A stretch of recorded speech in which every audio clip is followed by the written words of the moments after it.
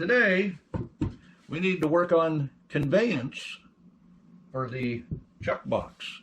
I'll show you what that's all about using some items that you may not have thought about, and they could come in handy. So I'm out in the wood shop today. Why? Because I got a barrel stove. Oh yeah, I'm gonna warm this place right up. And if you saw my video on making the barrel stove, the oven is working great. If you haven't seen that video, look for it. I just lit this thing off, so we don't have any temperature there yet, but giving you a heads up, you can stay warm while you work. So we'll get all our woodworking tools put away and get our metal working tools out. All right, before you flip out, I'm going to use this for my conveyance cart. And what did I pay for it? Well, it was pink label day, so it was half price on pink. So that cost me just over $6 for these crutches. And what the plan is to weld some pipes on each side of the wheels where it just slides on. I can do that, or I can bend some aluminum bars that I have and put an axle through to both sides and put a wheel on. Either which way, it will be below the chuck box and it'll be movable on the rails here. I believe I might try this because I've only got one of these right now. The other one apparently is bent. So we'll try a couple choices here. What do you think? No, I didn't come up with that idea, but I thought I could do that too. Even an upgrade. Well, I've got two angle pieces of aluminum bent. These wheels will be going on. I'll be cutting in half here so I can attach it to the crutches. Oh, this is coming together fast. Well, that looks like it's going to work better than this old thing. I've got them screwed together here. Now, to attach it to the bars here, what I'll do is use wood, because wood is easy to adjust.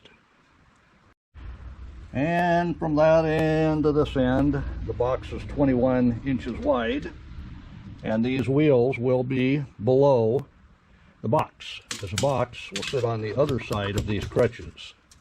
Got it? Of course, you wonder why I left that so long. Well, I'm going to take a conduit and make a, well, what would you call that, a hump. That way, if I'm running into any logs, it'll start rolling up on the bar before it gets to the wheel, making it easier to go over. And it will also hold that from trying to rip out from under those crutches. Sounds good? I'll show you. That's better. Yeah, a little bit of man glitter there. So we've got a board cut for the bottom here to be able to drill through the axle to hold the crutches in place. That'll go over that piece of wood. I'll cut another one for the back part there just to keep the crutches staying together as much as possible. So I've got this board cut, and after I cut the whole thing, I cut it in half. It all fits fine. I'll go ahead and put screws through the wood here, and that'll help keep the bars apart. This piece is going to be attached to the board, sandwiching that together as well. Sound good? There you go. I got 4 screws in here. That's a start. That'll keep everything from moving back and forth. Then the piece on the end, and I got the axle sitting there. It has 4 screws in it as well, and it can slide up and down if it needs to for adjustments. That's all good, but it is tied here where it can't move. So I'd have to loosen these screws to move the axle forward or back on the crutches. But I believe that's all going to work out. So on to the next step. So the stove's been on a little while, and what's that temperature on that oven? It looks like it says 350 degrees. That's inside the oven. Oh yeah, we could bake cookies or muffins or something.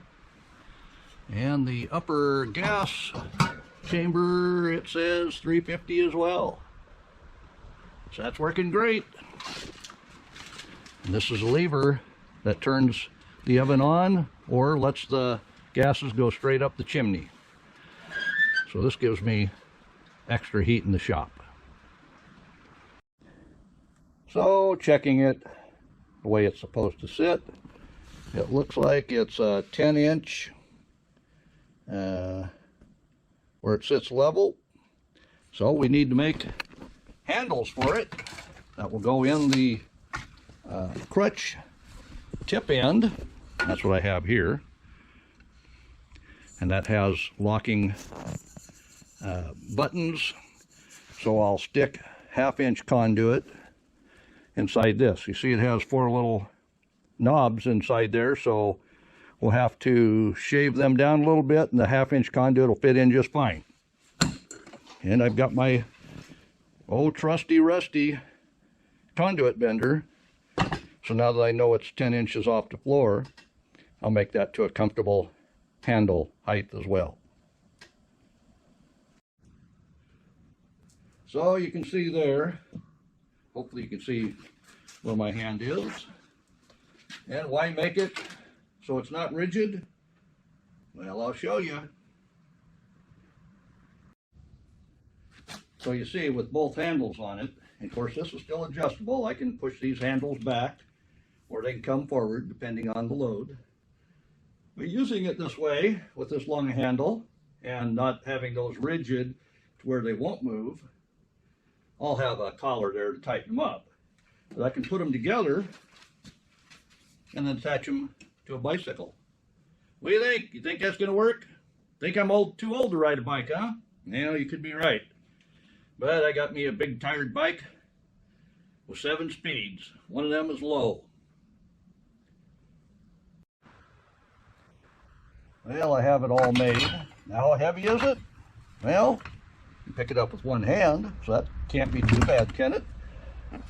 With these handles on, it can be too long to be running around, so I'll probably have those out to run it around. But we'll go ahead and see how that is going to fit on. I have it measured out where the rails should come right to the edge of that. Sound good? Well, there you go. I can see right now I got to put angle iron on the bottom to help center that on the cart, because right now I need to strap it up if I'm going to run that around.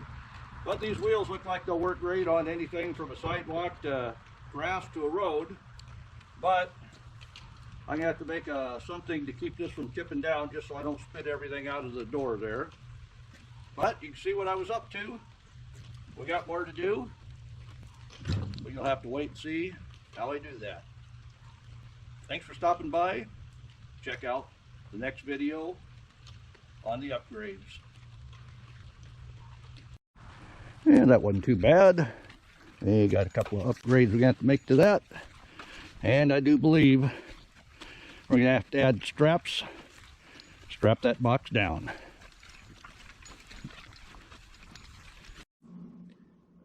Well, we made it through the deep freeze we had here in Washington. And if the power would have gone out, I'd have put this lamp in the pump house to keep it warm enough so I wouldn't get any more frozen pipes. But it's usually good for 20 degrees with nothing. But if it gets below that, this is an option.